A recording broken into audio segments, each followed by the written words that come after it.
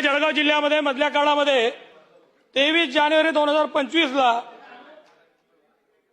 एक अंमली पदार्थाच्या संदर्भामध्ये शहर शाखेने शहराच्या पोलिसांनी रेड केली।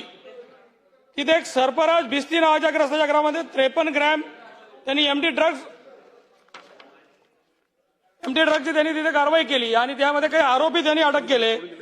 त्याच्यामध्ये आरोपी असलेले आरोपी आपण जर बघितलं सरफराज भिस्तीच्या घरी त्यांनी कारवाई केली, तो एक आरोपी, दुसरा अन्सार, याकूब आणि वासिन असे 4 आरोपी अटक केले। पण खऱ्या अर्थाने त्या गुन्ह्यातला जो प्रमुख आरोपी होता, जो मेन डीलर आहे, तो अब्रार शेख आजपर्यंत फरार आहे।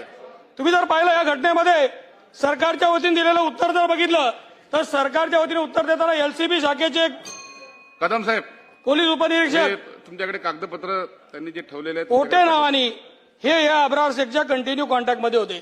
खऱ्या अर्थाने अध्यक्ष महोदय, ज्या गावामध्ये, ज्या तालुक्यामध्ये, ज्या जिल्ह्यामध्ये एमडी सारख्या ड्रग्जच्या संदर्भामध्ये पोलीस त्याच्यामध्ये सहभागी असतात, एका आरोपीच्या संपर्कात असलेला हा एपी आहे, स्थानिक गुन्हे शाखेचा एपी आहे आणि त्याच्या संपर्कात स्थानिक गुन्हे शाखेचा एपीआर राहतो। याचा अर्थ काय? अरे इतका गंभीर प्रश्न आहे की तिथे अंमली पदार्थ घेऊन गेला जातो, अंमली पदार्थाची तस्करी होते, मोठ्या प्रमाणात गुटख्याची तस्करी होते। कायदा सुव्यवस्था जळगावमध्ये इतक्या मोठ्या प्रमाणात बिघडला आहे की जळगावमध्ये 36 खून झाल्याची त्यांनी आता माहिती दिलेली आहे। एका बालिकेचा हत्या बळी गेलेला आहे, एकीचा बलात्कार करून हत्या झालेली आहे। अशा परिस्थितीमध्ये जळगाव जिल्ह्यात कायदा सुव्यवस्था कोण चालवत आहे? पोलीस कर्मचारी जर या ड्रग मध्ये सामील होत असतील आणि पोलीस कर्मचाऱ्यांचे लोक जर त्याच्यामध्ये त्याचे सीडीआर मध्ये जर चौकशी केली असती पोलीस कर्मचाऱ्यांच्या, तर 53 कॉल 153 कॉल सापडत आहे आणि ते एलसीबीला काम करत आहे। अरे हा अवॉर्ड नावाचा जो पीआय एलसीबीला होता, हा अवॉर्ड पीआय जळगाव जिल्ह्यात येता बरोबर जळगाव जिल्ह्याच्या अतिशय प्राईम लोकेशनच्या पोलिसांना बसतो, बाजारपेठ पोलिसांना बसतो। तिथे सेम बाजारपेठ पोलिसांच्या हद्दीमध्ये आणखी 23 ग्रॅम एमडी जप्त केला। ऐका, सांगतोय, प्रश्नच सांगतोय। अरे हा अतिशय अंमली पदार्थांचा विषय आहे महोदय, माझं म्हणणं ऐकून घ्या। त्या या गांभीर्याचं तुम्ही घेतलं गेलं पाहिजे की तिथेही अशा पद्धतीने अंमली पदार्थ सापडतो, तिथे बबन आव्हाड कार्यरत असताना तेही घटना दाबल्या जाते। माझी विनंती अशी आहे की पोलीस डिपार्टमेंटची कधी चौकशी करणार आहे का? याचे खरे कायदे देणार आहे का? आज गुटख्याच्या तस्करीच्या संदर्भामध्ये 2025च्या पूर्ण वर्षात 25 कारवाया केल्याची त्यांनी आता इथे आपल्याला पत्र देताना उत्तर देताना सांगितलं आहे। या जिल्हा सीमावर्ती भागात आहे अध्यक्ष महोदय, कायदा आहे की नाही? तिथे एवढ्या मोठ्या प्रमाणात गुटख्याची तस्करी होते, पोलीस अधिकारी याच्या सगळ्या याच्यामध्ये चंद्रकांत पाटील साहेब, आपण प्रश्न विचारा, 4 मिनिटं आपण फक्त बोलत आहात। लक्षवेधीवरती आलेली आहे। अध्यक्ष महोदय, माझं म्हणणं असं आहे, प्रश्न घ्या आणि उत्तर प्रश्न घ्या। आहे माझा की पोटे ज्या पोलीस स्टेशनला होते, ज्या एलसीबी शाखेला होते, तिथले पीआय जे ते पण याच्यामध्ये आरोपी होते। 153 कॉल जर ते आरोपीच्या सोबत झाले होते तर पोटेला त्याच्यामध्ये सह आरोपी करणं गरजेचं होतं, सस्पेंड करून चालणार नाही आणि पीआयला पण सस्पेंड करणं गरजेचं होतं। त्याला सस्पेंड करणार आहे का?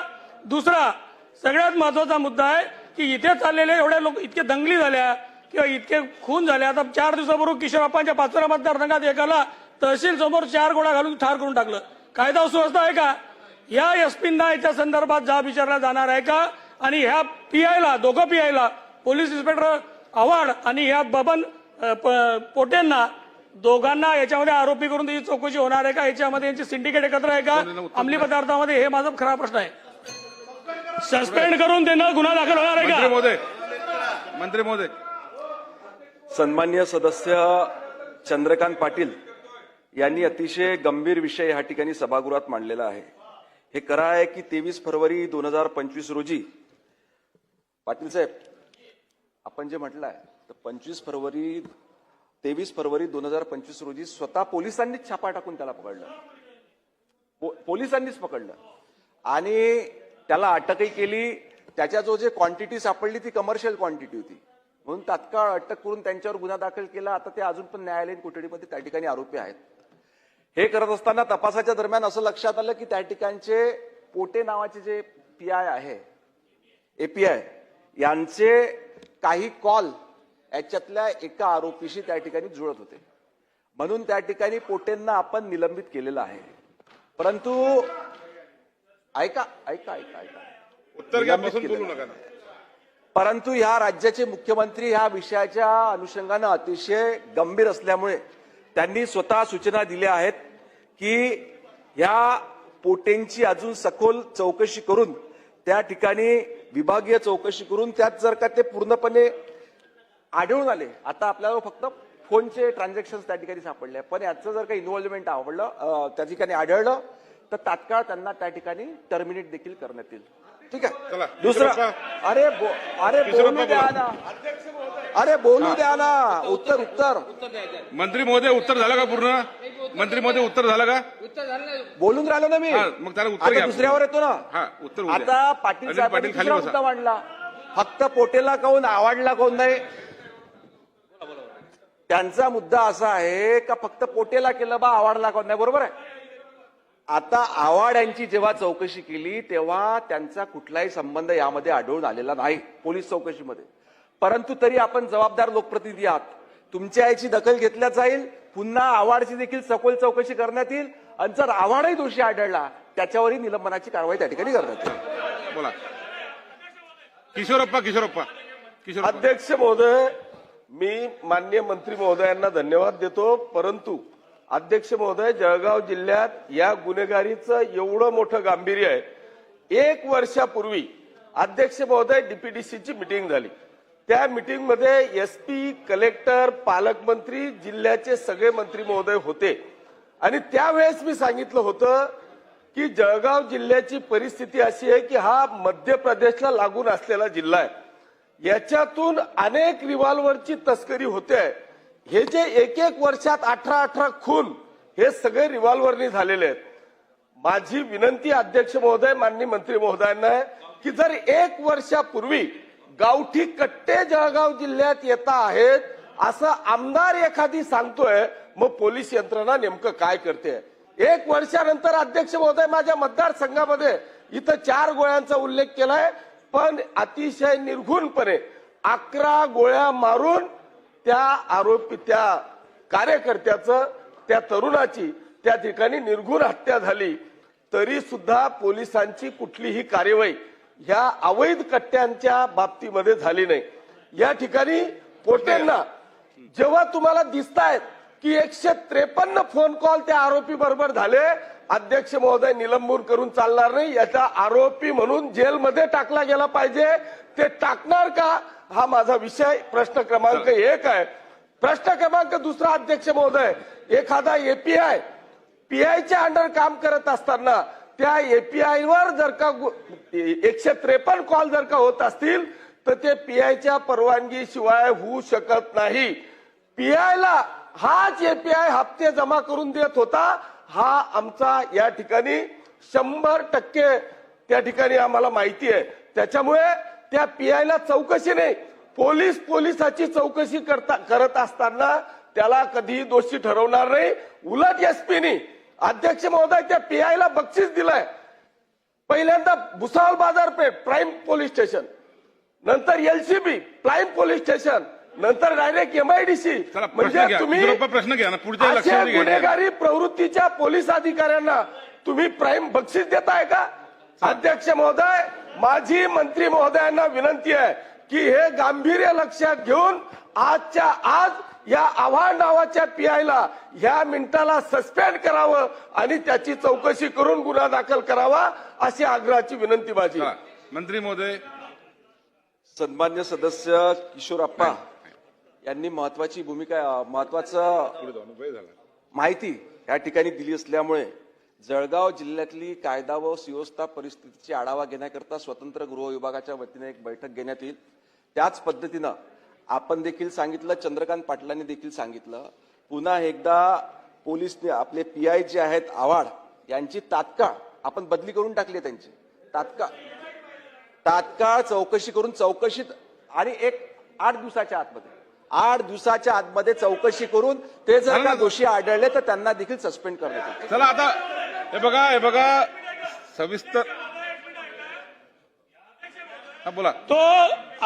चंद्रकांत अध्यक्ष महोदय, आव्हाड साहेबांची इतकी मोठ्या पद्धतीमध्ये तिथलं नियोजन, जे आप्पासाहेबांनी सांगितलं की पोलीस चौकशी करू शकत नाही. आज या घटनेचं गांभीर्य घेऊन त्याला तात्काळ सस्पेंड करणं गरजेचं आहे. माझी त्यांना कडकडीची विनंती आहे, जर कायदा सुव्यवस्था ठेवायची असेल, जो अंमली पदार्थ विकून लोकांचा जीव घेत असेल, एक पिढी त्याच्यात बरबाद करत असेल, तर माननीय मुख्यमंत्र्यांचं विजन आहे की अशा लोकांना तात्काळ शिक्षा झाली पाहिजे. या सभागृहाचं डेकोरम ठेवून तुम्ही आम्ही जे बोलतोय ते सत्य बोलतोय हे समजून किमान त्याला आता सस्पेंड केलं पाहिजे, ही विनंती माझी आपल्या माध्यमातून सरकारला आहे. आताच्या आता सस्पेंड करा एवढीच विनंती मी करतो. कारण हा जर विषय नाही झाला तर उद्या कायद्यावरचा लोकांचा विश्वास उडेल चला, मंत्री आणि हे महोदय. महायुती सरकार कायद्या सरकार आहे. ठीक आहे ना, माझी मांडू ना विनंती आपण. आपल्याला जरा सस्पेंड करा. मंत्री महोदय,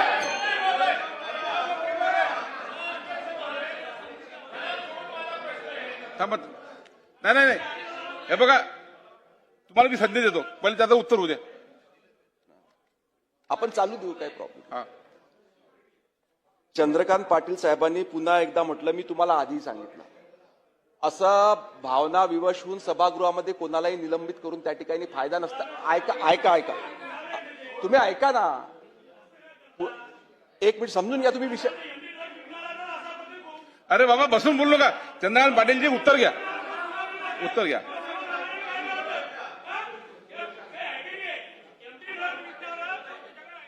अरे पण ते त्याने त्याला पळवून लावला. आज 6 महिने झाले गुन्हा दाखल होऊन चंद्रकांत आता पाटील 4 साहेब महिने बघा, झाले. आपण तिसऱ्यांदा मांडताय, त्याचं उत्तर त्यांना देऊ द्या. त्याचं उत्तर घ्या. ठीक आहे, उत्तर द्या. मंत्री महोदय, उत्तर द्या. चंद्रकांत पाटील यांचं भावना आम्ही त्या ठिकाणी समजू शकतो. तिथे झालेला प्रकार हा निश्चितच काही गौरव करण्यालायक नाही. परंतु पाटील साहेब, जोपर्यंत आपण आपल्या चौकशीमध्ये सदर व्यक्ती सापडत नाही, ऐका ना, चौकशी केली असता फक्त त्या ठिकाणी आपल्याला पोटे आढळून आले, त्याच्यामुळे त्यांच्यावर आपण निलंबनात. तुम्ही म्हटलं एक मिनिट थांबा, आता मला तर बोलू द्या एक वेळा. कमाल आश्चर्य. पोटेला आपण त्या ठिकाणी फक्त पहिले निलंबित केलं होतं, आता आपण त्यांना टर्मिनेट करतोय. ठीक आहे, टर्मिनेट करण्याच्या सूचना स्वतः मुख्यमंत्री. परंतु या ठिकाणी आव्हाड यांचा संबंध आतापर्यंत दिसून आला नव्हता. पण मी तुम्हाला सांगतोय की 8 दिवसात चौकशी करून, असं नाही 8 दिवसात चौकशी करून सस्पेंड करण्यात. चला, अनिल पाटील बोला. नाही, अध्यक्ष महोदय, सन्माननीय मंत्री महोदय, उत्तर देण्याचा प्रयत्न हा चांगल्या पद्धतीने करतायत, मान्य आहे. परंतु एक गोष्ट तुमच्या लक्षात येते की पोटेला तुम्ही निलंबित केलं, त्याला टर्मिनेट करण्याची सुद्धा तुम्ही प्रक्रिया पुढची सुरू करतायत. पण त्याच्या पाठीमागे सूचना देणारा जो आहे त्याच्यावर कारवाई तुम्ही करणार का, हा एक पहिला विषय आजच्या आज निलंबनाची.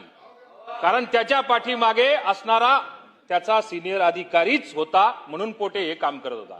दुसरी गोष्ट, आता जे काही आरोपी तुम्ही पकडलेले, त्या आरोपींबरोबर कुठेतरी थोडंसं अंमली पदार्थांचा आपण रेट टाकलेली आहे आणि सापडवलेलं पण आहे. पण त्याच्या मागे मुख्य सूत्रधार जो आहे, तो मुख्य सूत्रधारापर्यंत पोलीस डिपार्टमेंट पोहोचू देत नाही. त्यांच्यावर तुम्ही कारवाई करणार का? तो अब्रान जिलानी म्हणून जो मुख्य आरोपी आहे, त्या मुख्य आरोपीच्या सगळ्या सूत्रधारांपर्यंत तुम्ही पोहोचणार का? चला, मंत्री महोदय. सन्मान्य सदस्य पाटील साहेब यांनी पुन्हा ह्याविषयी सांगितलं की पोटेंना आपण नुसतं टर्मिनेट किंवा सस्पेंड किंवा टर्मिनेट करून त्या ठिकाणी होणार नाही. तर याच्या मागचे जे सूत्रधार आहे